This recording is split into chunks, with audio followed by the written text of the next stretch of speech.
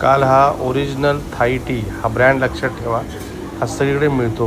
हा मी काल ट्राय केला. सो आलेला आहे ओरिजिनल थाई टी.